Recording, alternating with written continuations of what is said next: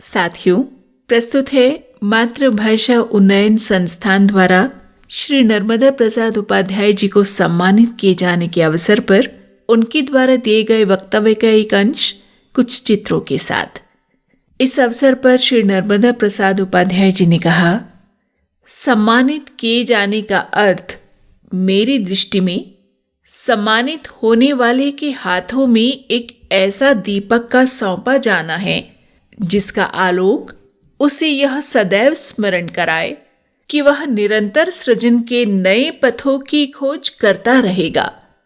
उसके पांवों को मां नर्मदा के प्रवाह का वह स्वभाव सौंपना है जो उसे सदैव यह अनुभव कराए कि दिशा के विपरीत बहने से भी भेड़ा घाट के धवल प्रपात रचे जा सकते हैं, और अंधे सूर की वे आंखें सौंपना है जिन्होंने ऐसे राधा कृष्ण देखे कि लोग आज भी सूर की आंखों से ही अपने ईश्वर के दर्शन करता है। सम्मान मान्यता से कहीं अधिक दायित्व है,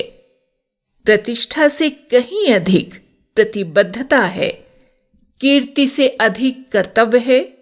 और यह सम्मान भी इसी भाव से मैं ग्रहण करता हूं तथा इस हेतु मातृभाषा उन्नयन संस्थान के प्रति आभार व्यक्त करता हूं। इस भाव से भी मैं यह सम्मान ग्रहण करता हूं कि मेरा भविष्य हिंदी सेवा के लिए ही सदैव समर्पित रहेगा। हमारे यहाँ राष्ट्रीय ध्वज, राष्ट्रगान, राष्ट्रगीत और राष्ट्रीय फल और नदी तक घोषित हैं, लेकिन देश के बहुसंख्यक लोगों के द्वारा बोली जाने वाली भाषा, जिसके बारे में संविधान सभा और संविधान की यह भावना थी कि हिंदी अंग्रेजी का स्थान आगामी 15 वर्षों में ले लेगी, जिसके बारे में महात्मा गांधी ने यहीं इंदौर में सर्वप्रथम उद्घोष किया था, और आज तक जिसके बारे में बड़े बड़े दावे किए जाते रहे हैं, वह हिंदी राष्ट्रभाषा के रूप में घोषित नहीं है तथा इसके लिए राजनैतिक और हमारे अपने कारण हैं। हम अपने बच्चों से अंग्रेजी में बात करने को वरीयता देते हैं, उसमें गौरव और उच्चता का अनुभव करते हैं।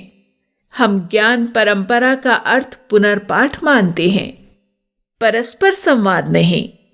हमने अंतर्विधायी और अंतरानुशासिक विमर्श की परंपरा पर विराम लगा दिया और सहोदर भाषाओं से भी दूरी बना ली। इन सब से मुक्ति पाकर हिंदी को राष्ट्रभाषा के संवैधानिक पद पर प्रतिष्ठित करने का संकल्प हम लें, क्योंकि संकल्प सागर के उस तट की तरह है जो उसकी विशालता को भी अपनी भुजाओं में बांध लेता है। ये था श्री नर्मदा प्रसाद उपाध्याय जी को मातृभाषा उन्नयन संस्थान द्वारा सम्मानित किए जाने के अवसर पर उनके द्वारा दिए गए वक्तव्य का अंश।